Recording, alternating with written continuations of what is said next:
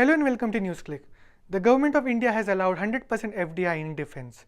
While the news channels were busy showing Yoga Day celebrations, the 100% FDI in defense has been ignored. To discuss the issue, we have with us D Raghunandan from Delhi Science Forum and also a defense analyst. Hello Raghu, welcome to Newsclick. So what does this 100% FDI in defense mean and what implications will it have on the defense sector of the country?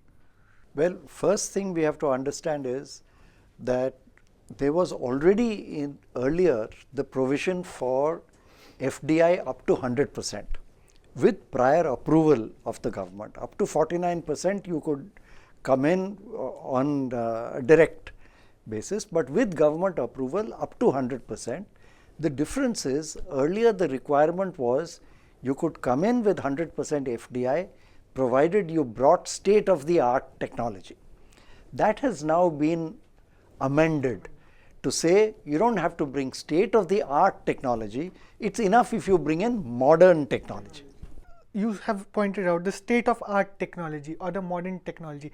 Is there any definition that has been mentioned for what is this state-of-art technology? And that's what I find amusing. Earlier, when the government said we will give 100% FDI provided you bring in state-of-the-art technology, many original manufacturers abroad as well as commentators here said, you know, this is too stringent a criteria and it is very arbitrary. It calls for a subjective judgment on the part of bureaucrats who will then start quibbling about what is state-of-art and what is not state-of-the-art. And there was also a fear that further down the road, if there's a government change, the new government might ask, why did you sanction so-called state-of-the-art, whereas it is not? So people are afraid of a witch hunt. But I find that the term modern is no different from the term state-of-the-art in the sense that what's the definition of modern? Who is to define what is modern or not? There is, for example, one of the newspapers has carried today an item saying that the Americans may choose to bring in the F-16 assembly line into India. If you ask me, F-16s are not state-of-the-art, nor are they particularly modern in the sense that they are 40 years old. So who is to say what is modern and what is state-of-the-art? Unless you automatically mean that we have diluted the provision, in which case, why don't you just say we will examine on case-to-case basis and we will decide, which will still mean it will be arbitrary, because I don't see how you can have a scale 1, 2, 3, 4, 5 and define exactly what it is. It is going to be subjective, it is going to be arbitrary, but that precisely will mean you are opening the doors for more non-transparency and opaqueness in decision making, and you will have crony deals being struck for people to come in. That remains as true today as it was the day before yesterday.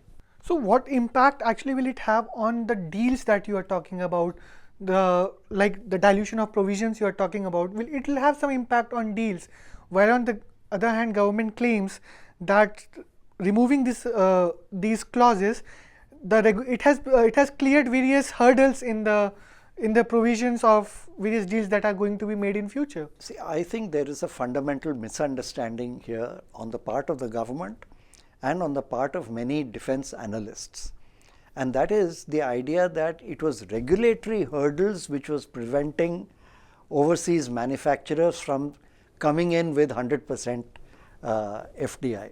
The original argument in favor of lifting FDI barriers was that defense hardware manufacturers would be reluctant to bring in technology unless they had full control, because they would lose IPR and so on.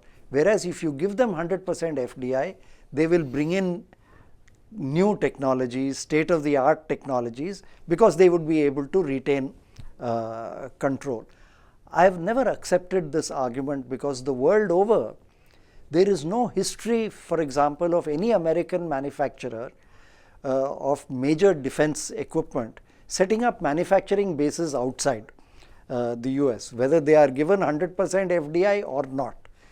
Because the US or any other major manufacturing country will not let go the opportunity of earning big money, bringing it into their domestic economy and creating jobs in highly sophisticated technological companies.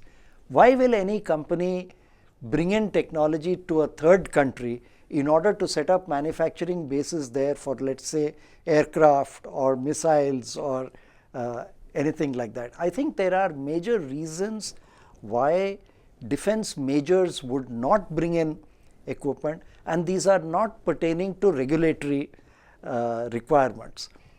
India started easing regulations on FDI in defense way back in 2004. Since then, there has been total FDI into this country of $20 million. That's all. And that's not even peanuts if you look at defense hardware. So we have to look at reasons beyond this. And to me, the reasons are very simple. Defense technology and defense hardware are not FMCG items. You're not talking about consumer goods or toothpaste. You're talking about very sophisticated technologies and technologies in which strategic investments are made by international companies. To me, the other most important reason is precisely because these are not just consumer goods. A foreign equipment manufacturer will not come in and set up a manufacturing base in this country even with 100% FDI unless they are assured of a market. If, for example, to take the F-16 example, the US has so far sold several thousand F-16 aircraft. Why should they want to set up a manufacturing facility in India to make those F-16s which they are exporting from the US anyway? That's number one. And number two, the question is, if you as India can guarantee to them a substantial order, then they are likely to set up a manufacturing base here. So in effect, it is not the regulations which is inhibiting manufacturers to come in here.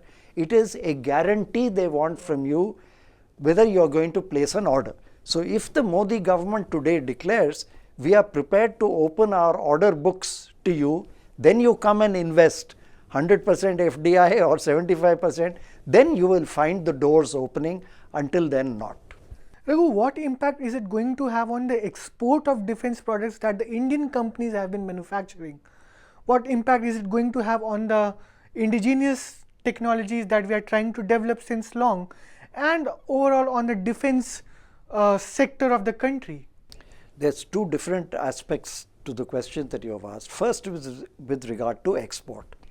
This, I believe, is another myth that foreign equipment manufacturers will come in here, set up a manufacturing base, and India will become a hub for export of defense items. I think this is a complete fallacy because, as I was saying earlier, the US or the UK or the European Union have been exporting major defense items from manufacturing bases within their own country. This is in fact what has given the developed countries such a big edge, is their technological advanced equipment and exports of the same. There is absolutely no reason why they should come in here, because the only thing that they are supposedly likely to gain is lower labor costs. But it raises the big question which everybody today admits. India does not today have, outside of the state sector, Hindustan Aeronautics or BEML or companies like this which are already into defense hardware, India does not have the kind of skilled workforce that is required for sophisticated items like this. So what does an equipment manufacturer from abroad gain by investing here? You're not talking about refrigerators or air conditioners, you're talking sophisticated items. So I don't think this is a complete myth that you set up a manufacturing base here and from India you will export items. The even bigger myth is that by opening up 100% export, which means that the original equipment manufacturer retains all the IPR, India will gain technology. If Boeing's is going to retain all the IPR, but it sets up a manufacturing base here, it means they are not going to give you their only bringing in that technology which they can safely bring into a manufacturing base in this country without letting it go into Indian hands.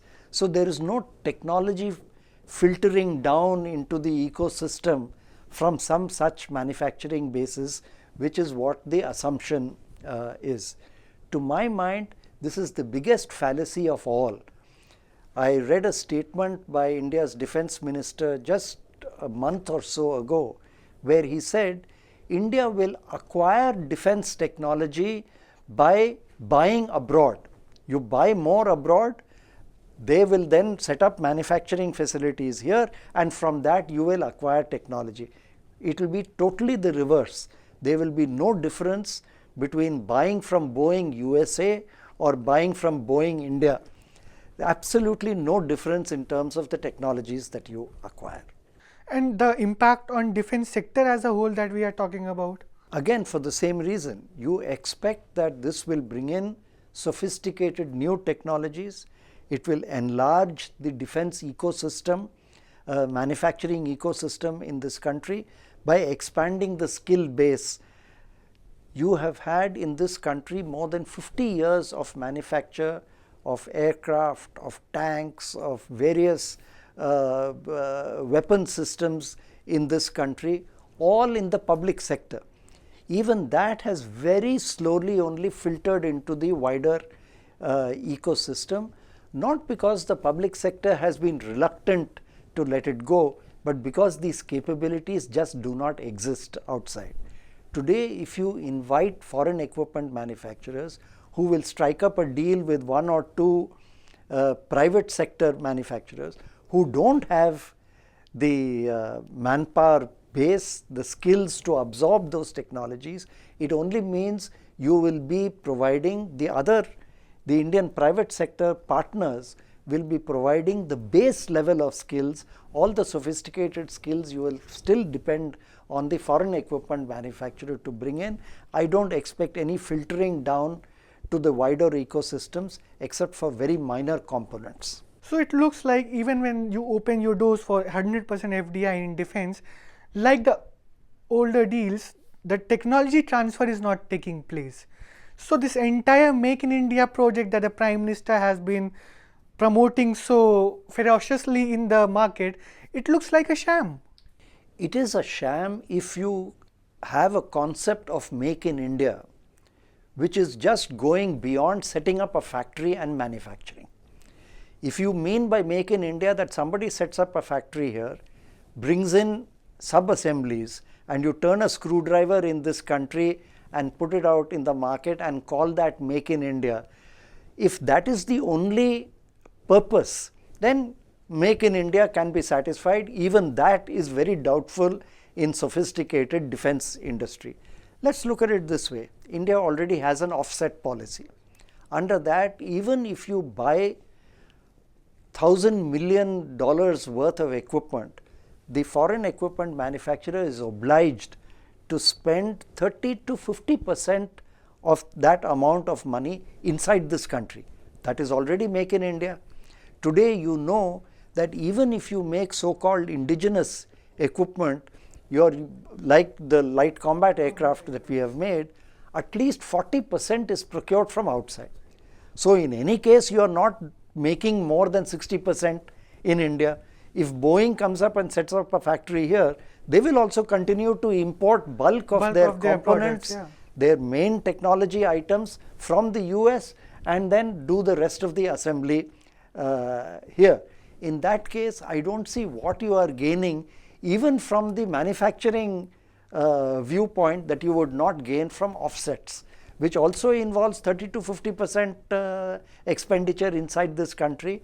If you had in fact applied offsets in a specific planned manner in order to bring in new technology, I think that would have been the route to go rather than this sham of a Make in India. Thanks a lot, Raghu, for giving us your time, and as the things proceed, we'll be coming back to you on such issues. Thank you for watching Newsclick.